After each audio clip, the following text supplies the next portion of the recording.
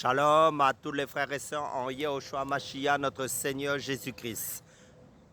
Nous sommes le samedi 13 décembre 2025. Nous sommes dans le nord de l'île de la Réunion, dans la ville de Saint-Denis.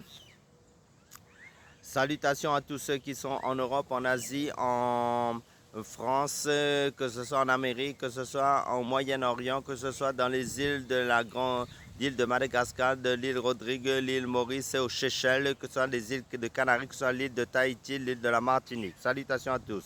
Je suis le frère C de l'île de la Réunion. Je suis docteur enseignant de la parole de Dieu en Yehoshua Mashiach, notre Seigneur Jésus-Christ.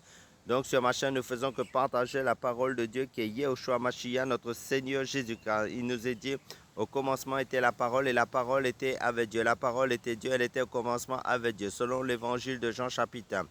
Et la parole de Dieu, et Jésus, son nom, c'est la parole de Dieu d'après le livre d'Apocalypse chapitre 19, verset 13. Donc je vais prendre deux passages pour partager la parole de Dieu. Jésus dit, dans Jean chapitre 6, verset 63, « Les paroles que moi je vous ai dites sont esprit et sont vie. » Et le livre de Colossiens chapitre 3, verset 7 nous dit que la parole du Christ habite en vous richement. Donc la Bible, notre référence comme thème. Parce que la Bible est christocentrique, tout est centré sur la personne infiniment infinie de Yehoshua Mashiach, notre Seigneur Jésus-Christ.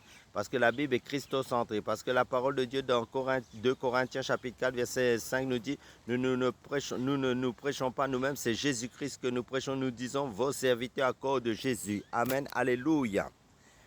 Donc, le thème, comme je l'ai dit, c'est la Bible, notre référence, qui parle que du Seigneur Jésus-Christ, notre Dieu. Amen, car Jésus-Christ c'est Dieu. Selon Éphésiens chapitre, plutôt le livre d'Ésaïe chapitre 9 verset 5. Donc, de toutes les aides données aux chrétiens, la plus importante est la parole de Dieu. Lisons notre Bible et lisons-la bien. Donnons-lui la première place dans notre occupation. Quelle est la priorité même par rapport à des commentaires ou des vidéos qui s'y réfèrent? Utilisons tous les supports, papier ou écran qui nous permettent sa lecture en tout temps et en tout lieu. Essayons aussi de la mémoriser. Alléluia. Donc, nous comprenons la Bible. Et si nous la lisons en priant et en comptant sur l'aide du Saint-Esprit qui anime tout croyant, il ne s'agit pas de lire seulement les textes qui nous plaisent, mais de suivre tout son enseignement pour en retenir le sens dans le détail et dans sa globalité. Ne nous pressons pas de finir notre chapitre pour passer à autre chose, quitte à n'en avoir rien retenu.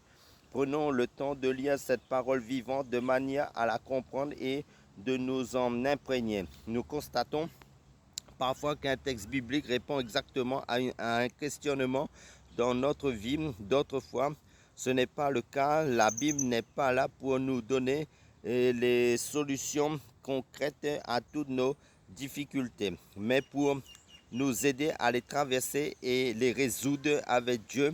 La lecture de ce livre, guidé par l'Esprit de Dieu, forme nos pensées pour savoir quelle direction prendre. Ta parole est une lampe à mon pied et une lumière sur mon sentier, dit l'auteur du psaume chapitre 119, verset 105 plutôt. Une lampe à nos pieds ne dévoile pas tout le chemin, mais donne suffisamment de lumière pour assurer notre marche un pas après l'autre. Que la Bible soit notre lampe. Amen, alléluia. Soyez tous bénis.